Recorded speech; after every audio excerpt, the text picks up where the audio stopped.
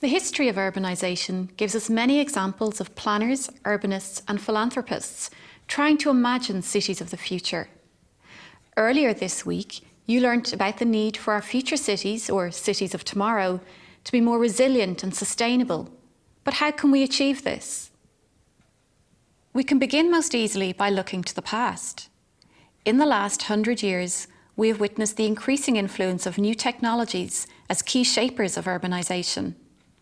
As far back as the turn of the late 19th century, the arrival of mass public transit systems allowed cities in North America and then Europe to begin to sprawl outwards, as workplaces and residential areas could be separated but still accessible. In the first half of the 20th century, new construction technologies enabled the growth of skyscrapers, enabling cities to grow upwards.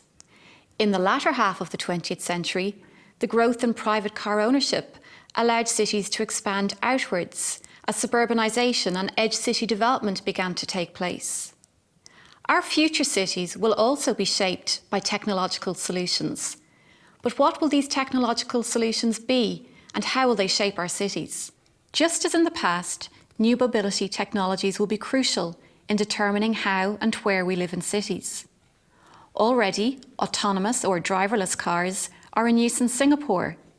These use sensors, GPS and other technologies to sense and navigate their environment without human input. In Masdar City in the United Arab Emirates, pod cars guided by a central computer and powered by solar panels have been developed as a form of personal rapid transit, available on demand and bringing people direct to their destinations. These are also in operation on university campuses in North America and airports such as London Heathrow. While private rapid transit has the potential to reduce the reliance on private cars in cities, many people would argue that they are not easily scalable beyond small and well-defined districts or places. But other technological enhancements might be more easily embedded within our existing urban settings. For example, electric assist bicycles might enable people who cannot or do not want to use ordinary bicycles in cities to feel more mobile, while mobile phone apps and technology can help make transportation more seamless, integrated, and enhance people's sense of connectivity. In Copenhagen, millions of kroner have been spent on a new data-driven traffic management system. Wireless sensors have been installed along streets in the city that gather information from individual smartphones. This information is transmitted to a data management centre that enables traffic lights to adapt to the number of pedestrians, cyclists and motorists using the roads at any given time. For example, buses are given longer green lights when they are full or traffic is congested. In parts of the city where this has already been tested, journey times have been reduced by up to 30% and congestion has significantly eased. But these technological breakthroughs are also shaping and changing the role of the urban dweller. Rather than just being observers or residents in the urban environment, the data that each person routinely gathers through their smart devices is influencing urban decision-making and management.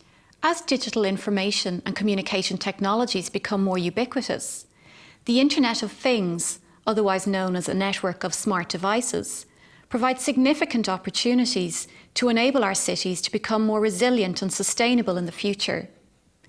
Technology-centred approaches are helping to solve big urban challenges, such as providing housing more quickly and cost-efficiently, but also in terms of improving urban environmental health through the monitoring of air pollution and other environmental indicators.